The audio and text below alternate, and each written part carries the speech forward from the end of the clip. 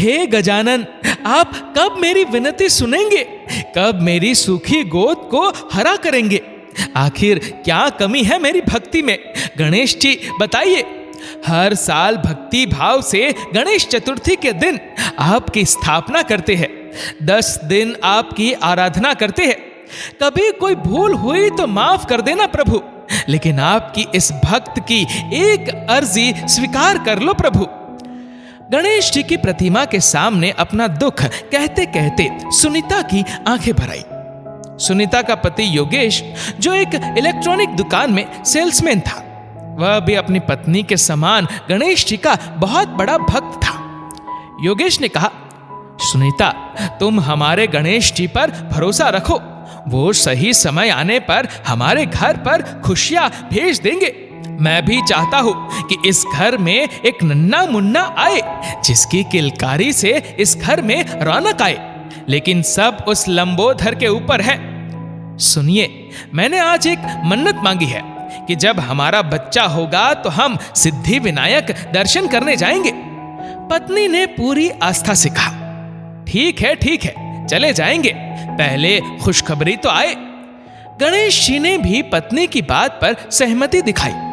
कुछ समय बीता और गणेश जी अपने भक्त की बात सुनी और सुनीता योगेश के घर एक स्वस्थ बेटी ने जन्म लिया। उन्होंने उसका नाम विद्या रखा। दोनों पति पत्नी अपनी बेटी के साथ व्यस्त हो गए। कभी बेटी की फोटो खींचते तो कभी बेटी के लिए खिलौने लाते। जब बेटी ने घुटने से चलना सीखा तब तो पति पत्नी की खुशी का ठिकाना नहीं था। ऐसे ही समय बीतने लगा और बेटी का जन्मदिन आने वाला था। योगेश ने 2 दिन की छुट्टी ले ली। सुनीता ने बेटी विद्या के लिए नए कपड़े और चांदी की पायल खरीद ली। आसपास के बच्चों को बुलाकर बेटी का पहला जन्मदिन मनाने की पूरी तैयारी हो चुकी थी। बेटी विद्या के जन्मदिन के 2 दिन पहले ही विद्या कुछ शांत सी हो गई।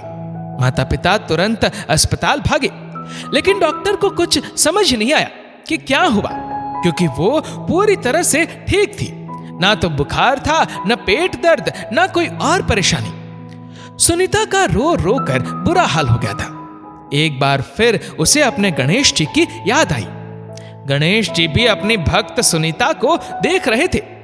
सुनीता ने फिर एक बार उनसे फरियाद की और उसे लगा मानो गणेश जी उससे कुछ कह रहे हो। गणपति जी की बड़ी बड़ी आंखें मानो उसे कुछ याद दिला रही हो। टकटकी लगाकर देख रही सुनीता को उसकी मन्नत याद आ गई।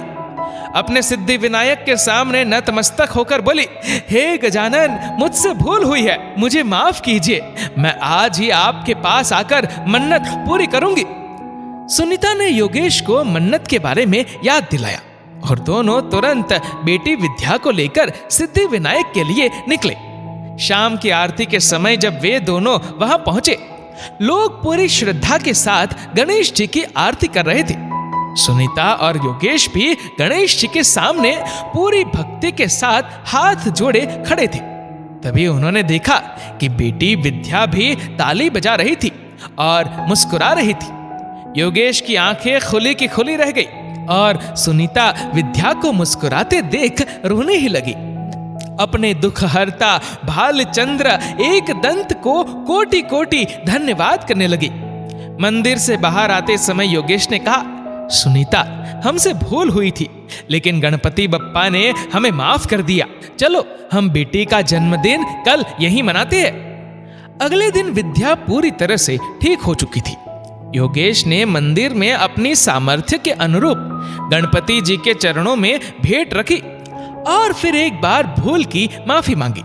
पति पत्नी ने गरीबों को भोजन कराया और बच्चों को पुस्तक कॉपी भी दी।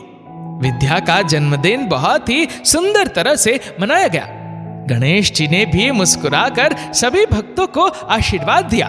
सभी जोर से बोले, गणपति बप्पा मोरया।